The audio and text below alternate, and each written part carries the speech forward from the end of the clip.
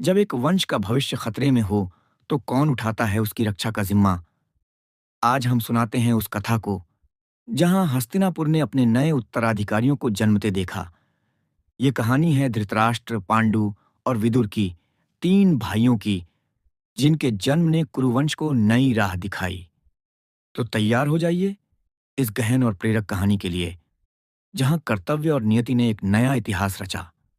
नमस्ते दोस्तों, स्वागत है महाभारत की कहानियां में, जहां हम हर हफ्ते आपके लिए लाते हैं इस महाकाव्य की अनमोल कहानियां, जो बलिदान, प्रेम और कर्तव्य की गाथाएं बयान करती हैं। पिछले एपिसोड में आपने देखा कैसे चित्रांगद और विचित्र वीर्य की मृत्यु ने हस्तिनापुर को संकट में डाला।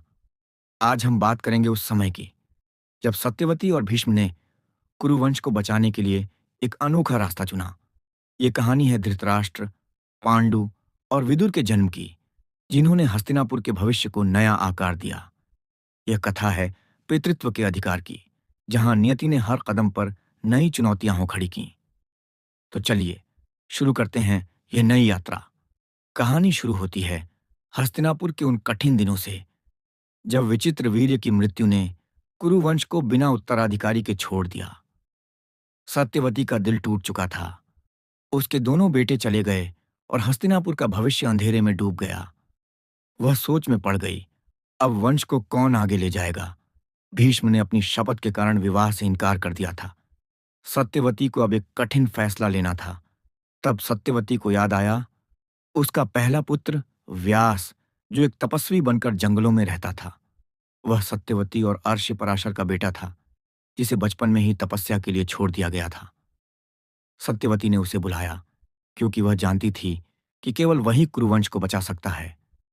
व्यास हस्तिनापुर पहुंचा। उसका चेहरा कठोर था, आंखों में तपस्या की गहराई।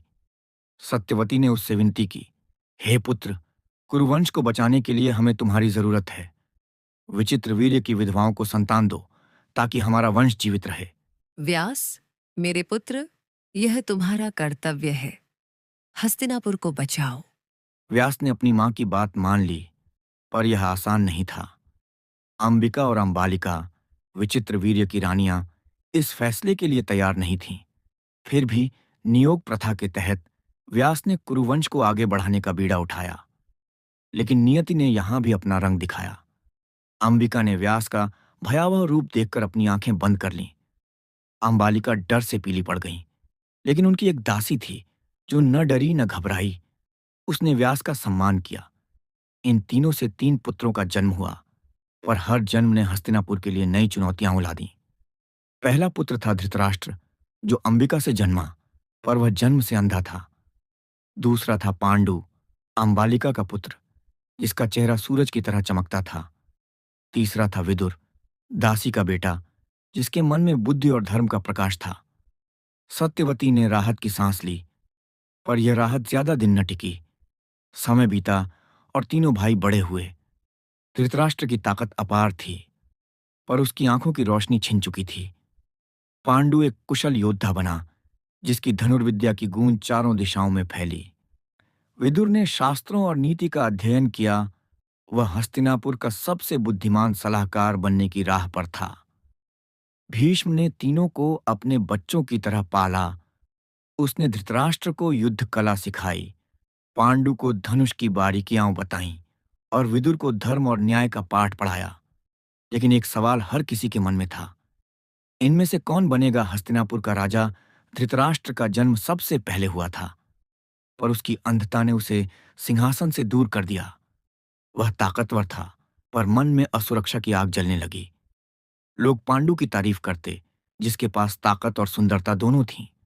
धृतराष्ट्र का दिल जलने लगा, क्या मेरी अंधता मुझे मेरे हक से वंचित कर देगी?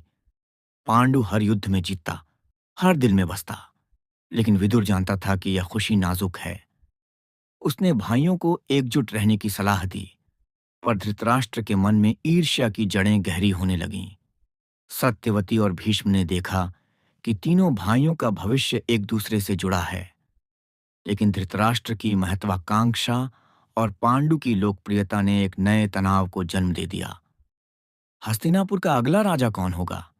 यह सवाल अब हवा में तैर रहा था। तीनों भाइयों ने हस्तिनापुर को नई उम्मीद दी, पर उनके बीच की दरार भविष्य में एक बड़े युद्ध की नींव रखने वाली थी। सत्यवती ने प्रार्थना की कि कुरुवंश एकजुट रहे, पर नियति ने अपना अगला कदम उठा लिया था। तो दोस्तों, ये थी धृतराष्ट्र, पांडु और विदुर के जन्म की कहानी। ये सिर्फ तीन भाइयों की कहानी नहीं थी, बल्कि उस नींव की जिसने महाभारत के युद्ध को आकार दिया। व्यास ने कुरुवंश को बचाया, पर हर जन्म ने नई चुनौतियां लाईं। इसमें एक गहरी सीख छिपी है। धृतराष्ट्र की अंधता सिर्फ उसकी आंखों की नहीं, बल्कि उसके मन की भी थी। पांडु की ताकत ने उसे लोकप्रिय बनाया, पर विदुर की बुद्धि ने दिखाया कि सच्चा बल धर्म में है। यह हमें सिखाता है कि कमजोरियां हमें परिभाषित नहीं करती, बल्कि हमारा व्यवहार करता है। ये कहानी हमें सोचने पर मजबूर करती है। हम अपनी कमजोरियों को कैसे देखते हैं? क्या हम उन्हें अपनी ताकत बना सकते हैं? कुरुवंश का भविष्य अब इन भाइयों के हाथों में था, पर यह रास्ता आसान नहीं था। तो दोस्तों, इस कहानी से हमें क्या सीख मिलती है? धृतराष्ट्र की ईर्ष्या और पांडु की ताकत ने दिखाया कि हर इंसान में कमजोरियां और शक्तियां होती हैं, लेकिन विदुर ने सिखाया कि सच्चा बल बुद्धि और धर्म में है। यह हमें बताता है कि अपनी कमजोरियों को स्वीकार करें और उन्हें अपनी ताकत बनाएं।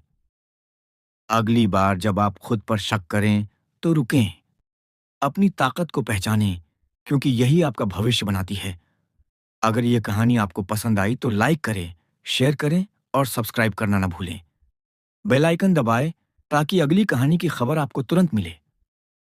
अगले एपिसोड में देखिए कैसे पांडव और कौरवों का जन्म हस्तिनापुर को नई दिशा देता है। तब तक नमस्ते और खुश रहें।